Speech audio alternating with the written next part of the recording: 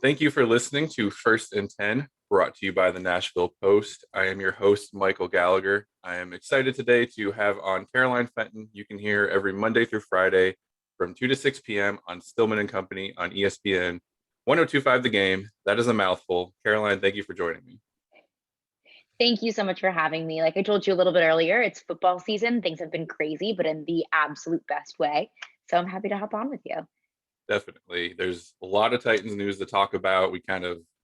Everyone always is excited for the season opener, but the 2 weeks that happen after the preseason ends and the season opener, I think more stuff happens in that period. So luckily we have a lot to talk about.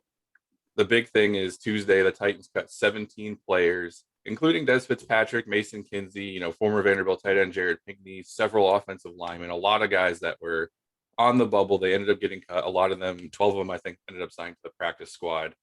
But the two that kind of stuck out to me, I wouldn't really call them surprising. They were just kind of noteworthy. I think was Wyatt Ray and Woodrow Hamilton. I thought Woodrow Hamilton was kind of a solid bet to be the fifth defensive lineman. He looked pretty impressive in camp. He had a solid preseason. He ended up getting released. He signed back to the practice squad. Wyatt Ray was someone who I was surprised to see them let go. He was here last year. I think he started a game. He played in four. He had a sack. He's 24. He seemed like someone who I feel like they could have potentially held on to and developed him a little bit more. But he ended up getting claimed by the Cincinnati Bengals. They obviously saw the same thing that a lot of us saw with him playing in the preseason and training camp, that he's still young enough that he could probably develop into a solid pass rusher. Those were the two that kind of stuck out to me. So my question to you is, out of all the guys that were cut, were any of them surprising to you? And if so, who were they? Yeah, so you picked out two of them that we kind of thought seemed like shoo-ins, especially on that offensive line as well, because that's just an area where the Titans are kind of lacking depth.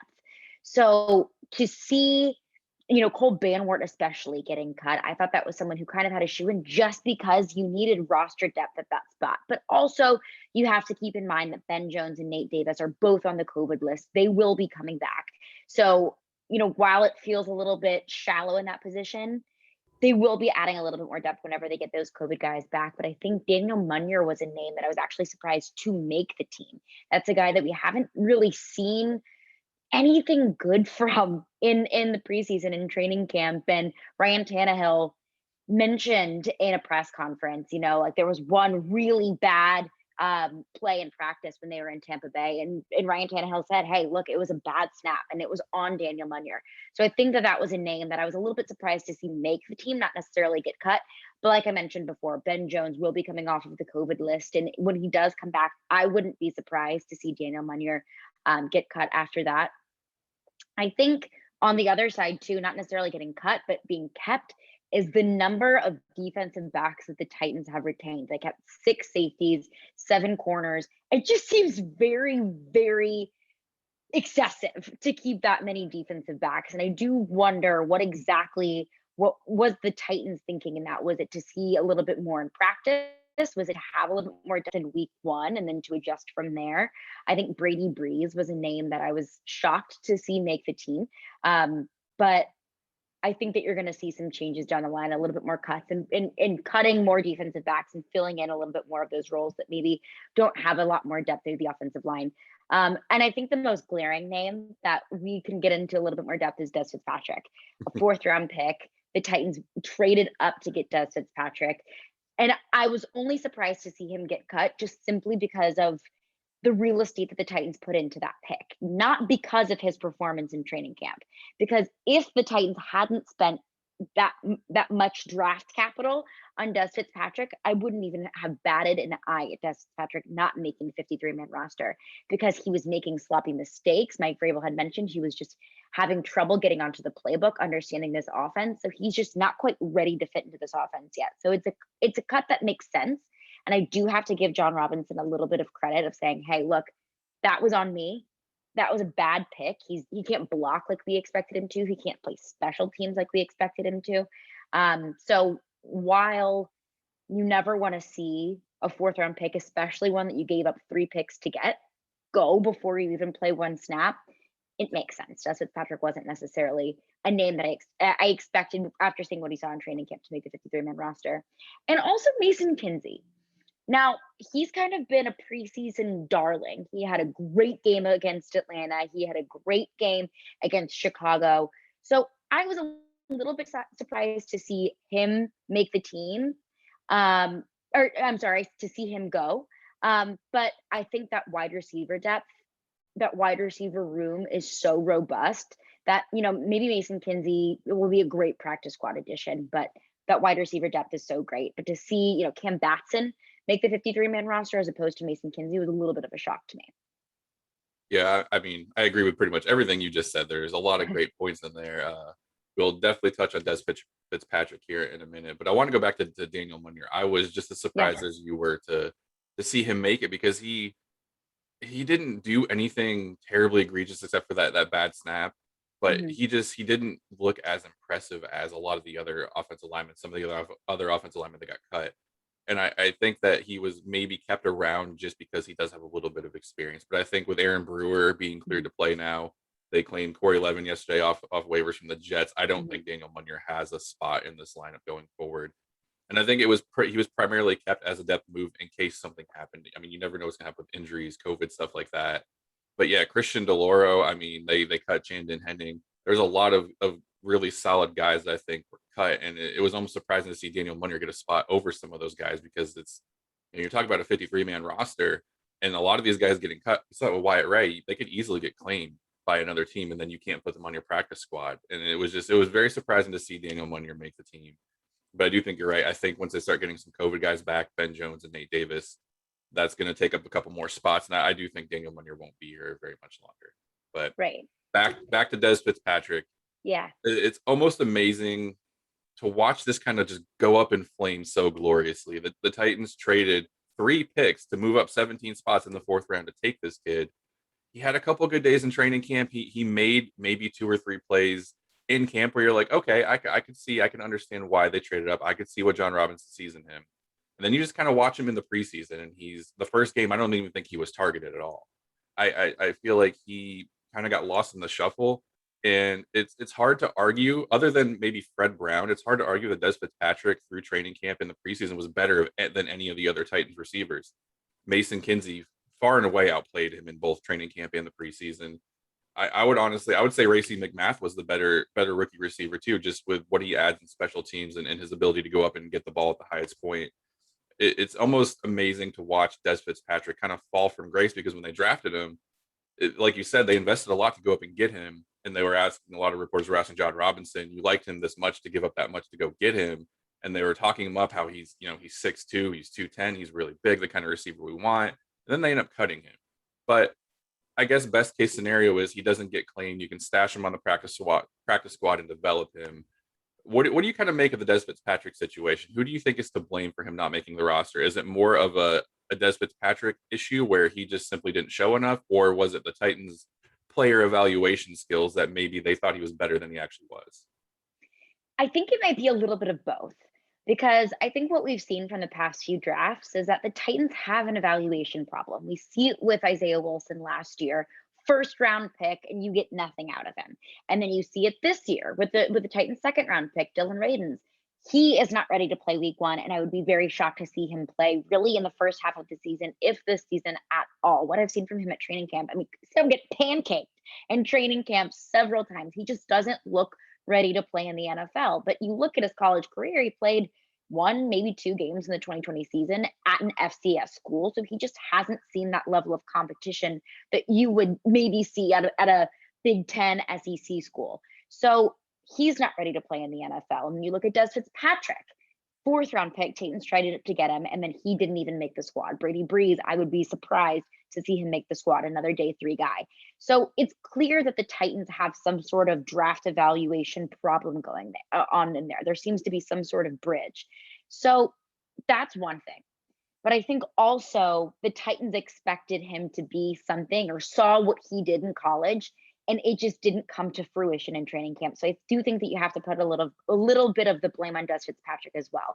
They saw his blocking abilities in college. He wasn't able to execute that at training camp in preseason games. He was dropping balls in preseason. He dropped the ball in the end zone against Chicago. So he just wasn't the offense and just wasn't clicking with him. He wasn't ready. He just was not good enough to make an NFL roster. And it would be so easy for John Robinson to look at that and say, hey, look, we spent so much draft capital on him. We gave up 3 picks to get him. Let's just go ahead and sign him to the roster. We can try and develop him. But then you're taking up a spot on the roster knowing that he's not good enough to play in a game. So it's better to just cut your losses now, hope that you can retain him on the practice squad, develop him on the practice squad, and then maybe next year, a couple years down the road, he can start to contribute to this wide receiver room. But to answer your question, I think it's a little bit of a Titans evaluation problem, and I think it's a little bit of Dez Fitzpatrick just not performing up to that level that an NFL team needs for him to perform. Yeah, we can make an entire podcast on the Titans player evaluation and draft process with how horrible John Robinson, I think, is a really good GM, but as a talent evaluator, I question his ability just with how many first round picks they've had since he's taken over that aren't on the roster, and then you're missing on 4th round picks this bad. It's no 5th-year options in his draft so far. Yeah, that's definitely a podcast for another day because we could it's talking about that. But I'll pencil you in for another day. Yeah, I do think that you're right though. It's something that it's hard to evaluate players from college to professional to the NFL. I'll give him that. They saw his blocking ability. They probably fell in love with that because that was something Corey Davis was really, really good at, was his pass blocking and his run blocking ability. That's probably something they're looking for when they're adding guys here. Julio Jones, as great as he is, I don't think he has 5-6 years of elite level play at wide receiver in the league. So I think they're banking on AJ Brown being their Julio Jones for the next decade. They need someone they can develop into that number 2, number 3 role. I don't think Gracie McMath is it. I think he has speed and he's a special teamer, and I think he could be a solid depth guy. But I think they were banking on Dez Fitzpatrick coming in and being their Corey Davis in 2 to 3 years, developing the route running and being able to catch and stuff like that, because they already thought he had a solid base with his run and pass blocking skills. But I think you're right. I think they fell in love with one trait, and that wasn't enough. He wasn't as well rounded as a lot of these other guys. Cam Batson, who's been here for a couple of years, absolutely, we'll talk about him in a little bit, absolutely deserves his roster spot, and he's proven that. I think Mike Vrabel and John Robinson wanted Dez Fitzpatrick to come in and beat out some of these guys, and he just simply didn't do it. Yeah, and I think moving forward, you look back at this draft and you look at it's such a deep wide receiver draft in the Titans, and the wide receiver was a position of need because you think back in April around draft time, Julio Jones was not on this team. And this was a question that I asked on Stillman and Company yesterday. I said, because we were viewing this Dez Fitzpatrick decision by John Robinson, like, hey, that stinks that we gave up, a 4th round pick on Dez Fitzpatrick, but if he's not good enough, he's not good enough. But I said, would we be asking that same question if the Titans didn't have Julio Jones? If the Titans didn't have a solidified 1-2 wide receiver duo with Josh Reynolds able to slide into the slot. So I think the Titans, although they are paying Julio Jones top dollar, they're in a much better situation with cutting Dez Fitzpatrick and cutting their losses with him, now having Julio Jones. But you look at this past draft, and it was such a rich, robust wide receiver draft. And it's a shame that the Titans drafted a wide receiver and he wasn't even able to make it to week 1. So I think moving forward, that's something too, is, while you have to draft the best player available, sometimes you do also have to draft for need, because whenever you draft the best player available, there's still holes that remain on your team. And I think we're seeing that with the Dez Fitzpatrick situation. And if the Titans had not signed Julio Jones, that wide receiver position would be way more vulnerable than it is now. Yeah, and I think the thing that makes the Dez Fitzpatrick situation a little bit harder to swallow is too, I think when they drafted him, they passed up Brevin Jordan, a tight end from Miami. That was an area of need that as well. I mean, I think Anthony Ferguson will do just fine, but adding another solid tight end could have helped out a lot. And there were a lot of other adding Michael Pruitt is a huge addition to that tight end room. Yeah, getting him back is really gonna, I think.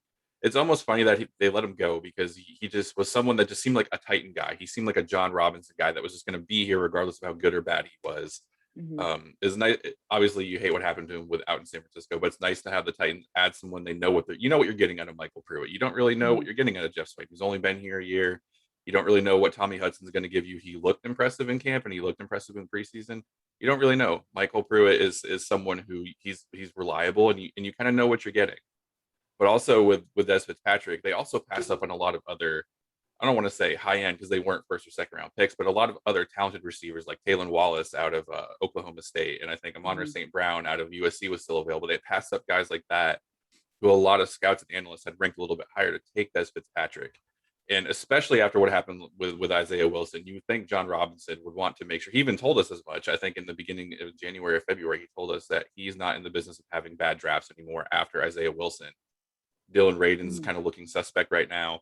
You have Dez Fitzpatrick going out and basically just losing out, playing himself out of a job, and all this stuff going on. I'm not trying to start the clock on John Robinson as a general manager or anything, but you really just kind of wonder how long they can keep missing on some of these draft picks, because that was a problem with Rustin Webster, right? I mean, Bishop Sankey, a second round pick, Dorial Green Beckham, all these guys that were first, second, third round draft picks just came in and they did not play up to their potential. And then we saw it end up costing Rustin Webster's job. I don't think John Robinson's there yet, but I do think that it is something to keep an eye on going forward, because player evaluation and scouting and all that is one very key component to being a general manager.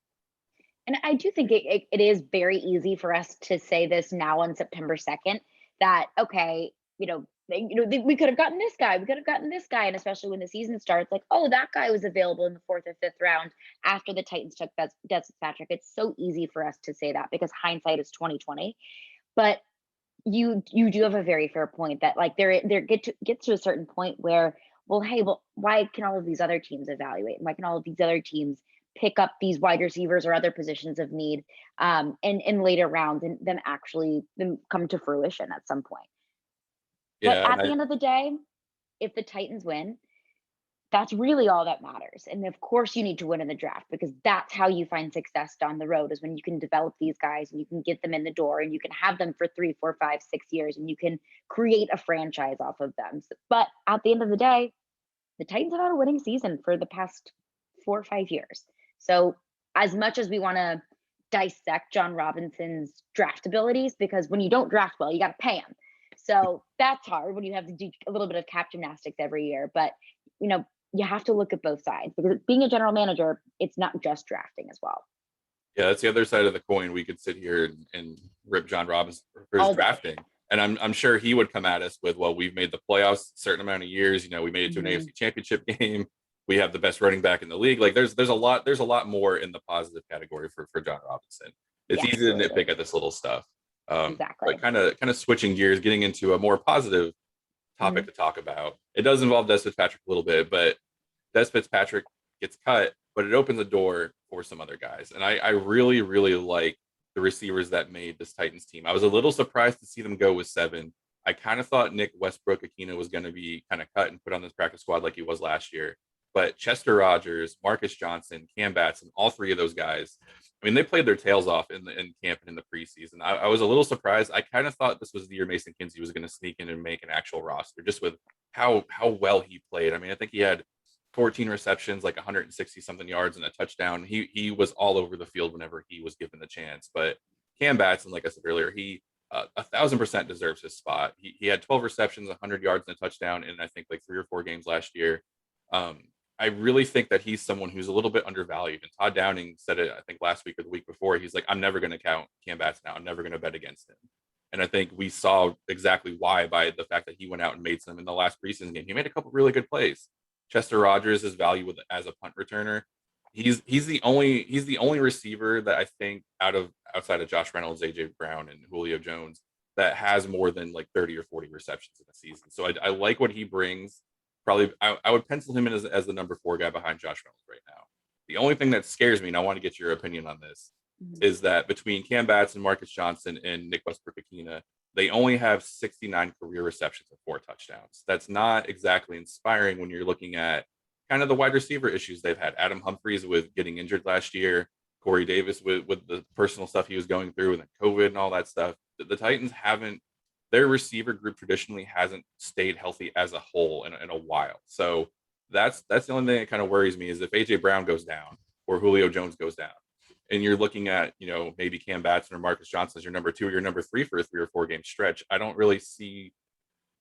I like to think that they could fill in nicely, but the lack of experience kind of worries me. I want to get your take on that and what you think. Yeah, it's a very fair concern, because, like you mentioned, the world that we live in now, positive COVID tests or close contacts, whatever it may be, it's a very realistic situation that one or two or maybe even more wide receivers or any Titans players for that matter could be out for a game, especially injuries. Look at Julio Jones. He's on the older side when you look at wide receivers.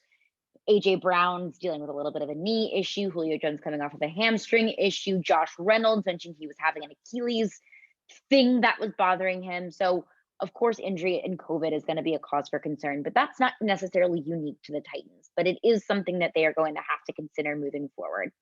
And fear of, inexperience at that wide receiver position, I totally understand. I think Chester Rogers' ability to contribute on special teams is huge.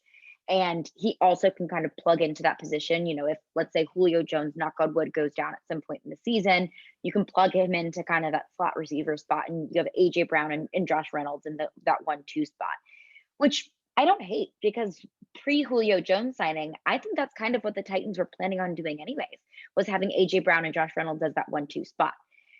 But concern over wide receiver depth, you also have to remember who can carry the ball and run it pretty damn well.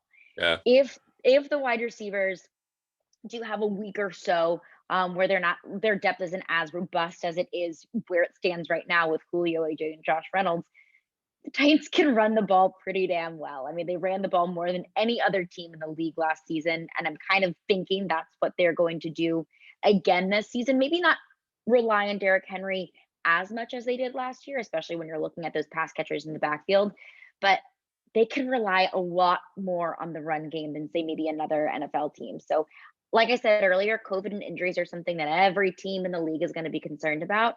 But when you're looking at the run game, you can rely on it a whole lot more in Tennessee than maybe you could any other team. Yeah, I think that's a very great point. Having Derrick Henry in the backfield is just the ultimate X factor, because he's I think he's the one running back in the league that you can hand him the ball off and he can burst off a 99-yard run on any given play. I think there's a lot of other guys Right. capable of doing that, but Derrick Henry, which is crazy because the dude's like 6'3", 240. He's built like a linebacker, but he can run like Chris Johnson can. It's insane that someone that big can move that fast. But I do think Derrick Henry will kind of ease up some of the concerns on the passing game as well, just because it's what they did the best last year, better than anybody. And I think that having a solid offensive line back with Taylor Lewan, Derrick Henry can run to his left again. I think he's very happy about having Taylor Lewan back as well. And I do think that I'm excited to watch this because Arthur Smith very clearly favored the run over the pass last year, and for good reason.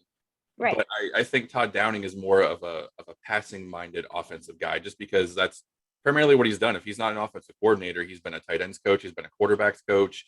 He very clearly likes the pass, and I'm really excited to watch how this group kind of gels together, because AJ Brown and Julio Jones, if they're both healthy, kind of expect them to get theirs. But Josh Reynolds, I wouldn't be surprised to see Josh Reynolds with a 70-75 reception, 800-yard season, because just Todd Downing, wherever he has gone and he's been in charge of the passing game, he has made it better. Matt Stafford threw for over 5,000 yards with Todd Downing as his quarterback's coach. And then you go and he turns Derek Carr into a 3-time Pro Bowler, which, given how bad the Raiders have been, that in itself is kind of an accomplishment too. I kind of think that this is the year that Ryan Tannehill breaks through. He's had 4,000-yard passing seasons before, but he hasn't really gone above like that 3,500 mark, because the Titans just don't pass the ball as much as he did in Miami. But I do think with Todd Downing there, he has the weapons, he has the running back. I do think this is kind of going to be a breakout year for Ryan Tannehill, because he can look down the field and he can trust 4 or 5 good, solid receivers out there. And if Darrington Evans is healthy, he could be a force out of the backfield too. I know the Titans were really working with him and his catching ability running out of the backfield. So I just think the offense as a whole, losing Arthur Smith obviously hurts, but the way it's set up and the weapons that they have, I think that they could potentially be better than they were last year. Absolutely. They have that potential. And I think that when you look at how much the Titans have invested into the roster this season, 16 million in Bud Dupree, 15 million in Julio Jones, just to name 2 of them, I think John Robinson has made it very clear that we understand, that the Titans understand, that there is a very tight window. Ryan Tannehill doesn't have very many years left in his prime. AJ Brown doesn't have very many years left in his prime. Derrick Henry doesn't have very many years left in his prime. And you look at those were the kind of the 3 anchors of the Titans offense last year. So they invested in this team this year. So if they're not better than they were last year, and I understand the Titans had a great season last year, But when you get knocked in the first round of the playoffs, I think your expectation when you add a Hall of Famer wide receiver, a Pro Bowler pass rusher, your expectations go up. So, I mean, the Titans should absolutely be better this year, not just because of the money that they put into it, but you look at just the sheer star power on this offense, and it's not just Julio Jones, AJ Brown, Derrick Henry, Ryan Tannehill. It's also adding those weapons underneath them as well. You mentioned Darrington Evans, Josh Reynolds. Those are guys that they don't have as much notoriety as say Derrick Henry or AJ Brown, but they're added weapons that defenses are going to be all over AJ, Julio, Derrick Henry, but it's going to be incredibly difficult to defend all three of them in addition to those kind of additional weapons that you have on the offense as well. So if the Titans aren't better than last year, then there's a serious problem there. Yeah, I agree. I do think that's a very fair point as well. Their championship window is definitely open, but it's not Mhm. going to be open forever. I kind of feel like Right. this team is like the 2016-17 Nashville Predators, where you have the talent, you're set up for that 3 or 4 year window. Better win now because as we're seeing with the Predators, David Poile is in his competitive rebuild mode and things aren't going well. I don't think John Robinson wants to find himself, and I don't think John Robinson will. I think the talent is here on this team. If not this year, then next year. Obviously, knocking off Patrick Mahomes and the Chiefs is going to be tough. Josh Mhm. Allen and the Bills, they're going to be tough as well. But other than those two teams, I don't really see anyone else in the AFC that you can legitimately make an argument is better than the Titans are right now. But I do think that the offense is going to be the defense was bad last year. I do think it's improved, and we'll talk about that in a second. But I think the Mhm. offense is going to kind of be guiding them again, like they were last year. But I think there's more pressure on the offense to perform this year, given how all the pieces they've added and Julio Jones. Yeah, when you add that much to the offense, of course, that's the expectation is you need to make a splash when it comes to the offense because that's what they invested in. But I think that the defense also has a fair amount of pressure on them as well because of how bad they were last season. Now, the bar is pretty low for the Titans defense, but you just have to wonder if the Titans had that much success last year with such a terrible defense, how good could they have been last season, even with just an average defense? Didn't need to be top 10 in the league, but 20th, 18th best in the league. You have to wonder what the Titans could have been capable of. So while I do think this offense does have a fair amount of pressure on its shoulders, because that's what everyone's been talking about is look at this all-star Titans offense. I do think that the defense has a fair amount of pressure on themselves as well to not just improve a little bit, take one step forward from last season, but to make strides forward in order to carry that offense as well. And that kind of transitions well into the last topic I want to talk about. Yeah. The Titans, it's just preseason, but we can say the Titans have the number one ranked defense in the NFL. They held all their opponents to under 200 yards. They gave up, I think the only touchdowns they gave up were in the final game against the Bears. Like you said, it is a very low bar, but I do think the pass rush is going to be improved. It's almost hard to think of an NFL team to have fewer than 19 sacks like they did last year, especially adding someone the caliber of Bud Dupree, Danico Autry. I'm a firm believer that court stuff aside, if Rashad Weaver can be on the field, I think he could be a difference maker. I think he could be an impact player as their third pass rusher. We've also seen that they're very high on Ola Adeni as well. They Mhm. they cut John Simon, which I was surprised. I thought John Simon was coasting. I thought he had a spot on this roster. They cut John Simon to keep Derek Roberson and Adeni as well. I think their outside linebackers are much improved over what they had last year, but that's not hard to do when you're working with Vic Beasley, who doesn't show up, and you're working with Davion Clowney, who's just, I think he's a shell of what he used to be. Harold Landry, there was a lot of pressure on him last year. Mhm. You could almost just see it in his eyes. Like he felt like if he didn't get a sack, nobody was getting a sack. And out of the 19 sacks they had last year, I think only 3 or 4 came from the outside linebackers, which that's not what you want. You want your outside linebackers to be wreaking havoc in the backfield. All that to say, the defense looked way better in the preseason and the camp than they did last year. But they were playing against twos and threes for the most part. So are you a believer from what you've seen out of this Titans defense? Do you think they are going to be improved? And if you do, where would you rank them in the NFL right now? Yeah. So, well, you do mention John Simon, Titans, deciding to cut him before the 53-man roster. I wouldn't be surprised if the Titans do decide to bring John Simon back after week one.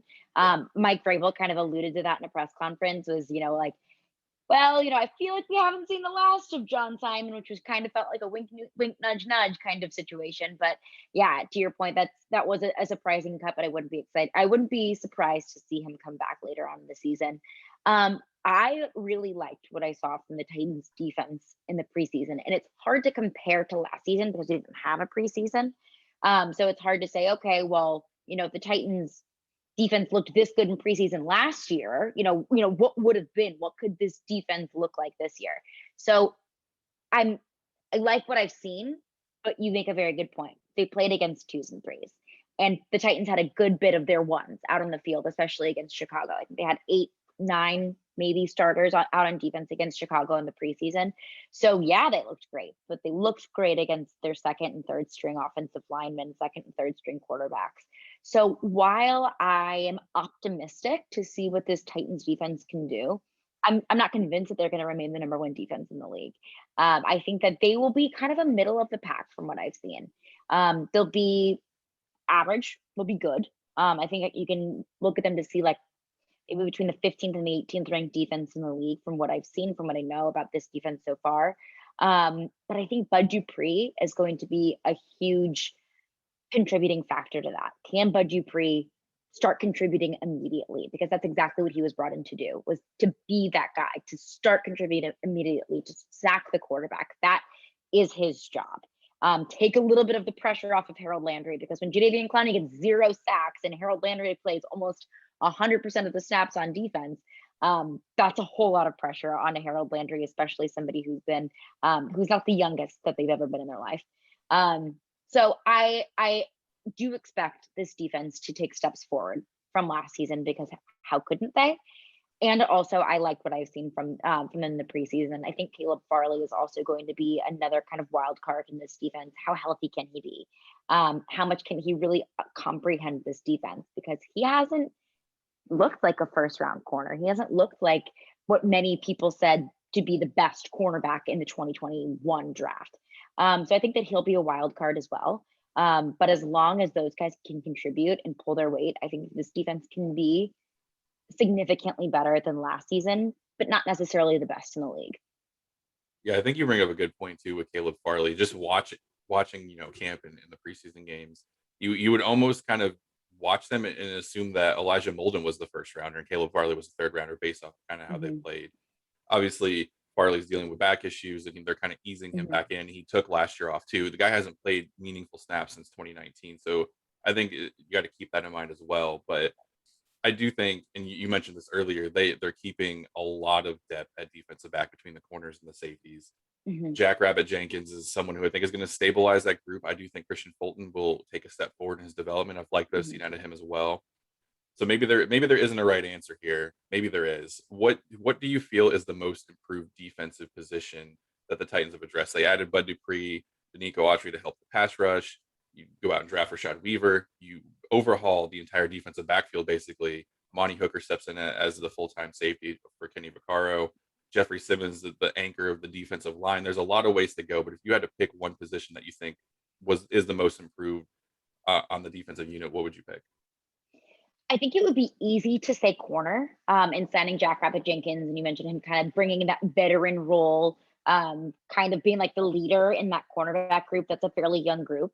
I do think that Christian Fulton will take a big step forward this year. He hasn't taken very many meaningful snaps in the NFL, but I covered him in his time at LSU, and he feels like in Tennessee, just a fraction of what I have seen from him at LSU. So I absolutely do think when he gets the opportunity, now that he has a little bit more NFL experience under his belt, he was able to get into the weight room a little bit more. He will take a step forward.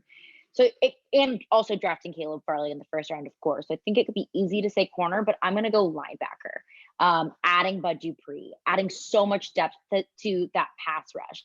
I do think that Rashad Weaver, barring any sort of legal issues, is going to be able to make a contribution. If not right away, then definitely during this season. Jayon Brown, Rashaan Evans, drafting Monty Rice. I don't know exactly. I haven't been completely thrilled by what I've seen from Monty Rice, but I do think that with a little bit more development, with adding on a little bit more size, he's going to be able to contribute to this linebacker group. So, you look at Bud Dupree, Jayon Brown, Rashaan Evans, Rashad Weaver. This linebacker group looks to be pretty robust. Yeah, I agree with you there. I think the linebacking group just the size and the skill and the speed, like everyone that covers the teams, they're like, oh, this player's really good, that player's really good. Like the Titans are really good at getting a fine collection of linebackers together. Mhm. I think Jayon Brown is one of the more underrated inside linebackers in the NFL. He's very good at playing the run. He's amazing in coverage, which you don't really expect out of an inside linebacker to be able to keep up with a tight end or a running back, dropping back into coverage. But I think Jayon Brown's very Right. underrated. Um, I was gonna go linebacker, but since you went linebacker, I'll go elsewhere. I'm really excited to watch this defensive line. I think Mhm. Jeffrey Simmons dropping another 10 or 15 pounds off of whatever he lost last year. He looked like he was just gonna be a game wrecker last year, never kind of got going. I think this year is his year where he takes that ascension, that next step where he becomes a top 5, top 10 elite defensive lineman in the Mhm. NFL. You add Danico Autry on the end. And I've also just really been impressed with Tierra Tart and L'Oreal Murchison as well. Kind of watching Mike Vrabel in his press conferences, he never likes to single out or praise anybody. He likes to kind of just, talk about the team. Everyone does the same thing. Everyone has the same job. But you can tell when he's asked questions about how well Tierra Tart and L'Oreal Murchison have played, he kind of gets this little grin on his face because you could tell how excited he is for those guys. Being the linebacker he was, you could tell that Vrabel likes the guys that like stick their nose in there and really hurt the other opposing team.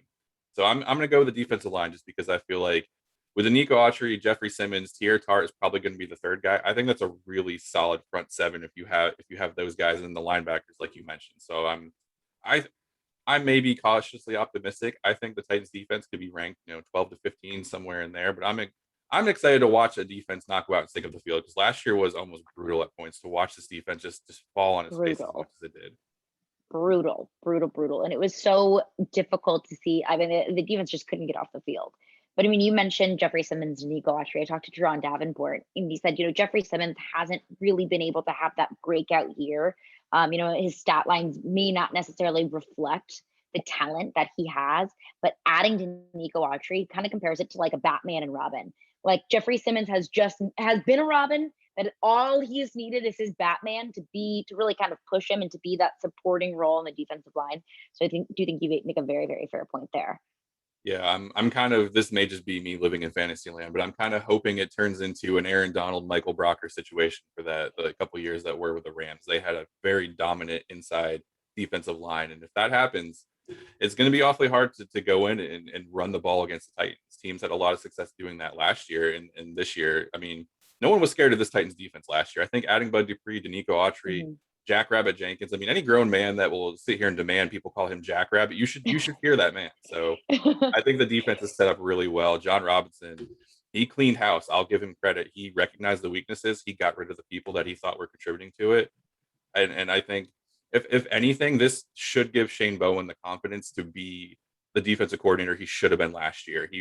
We had Mike Herndon on from Broadway Sports, and he was like, Yeah. there were just too many voices in the locker room. Mike Vrabel was the defensive coordinator, and then when he was out, Shane Bowen would step in. You have two or three different guys telling you what to do, and it was just chaos. Shane Bowen was the inside linebackers coach. He was kind of doing that, and his attention was split. I think solely being a defensive coordinator this year, I think that is an underrated move as well because you can add all the pieces you want, but if you don't have the right coach executing the game plan, I think that will really affect it as well. Yeah. And I I'm with you there, and I'm also a little bit concerned that there may be that same issue this year, adding Jim Schwartz. It may have been a move where it's okay. Shane Bowen wasn't great last year, and he's on the younger side of being a coordinator. So maybe let's bring in a little bit of support just to have a little bit of experience in his ear, kind of a mentor, kind of guiding role.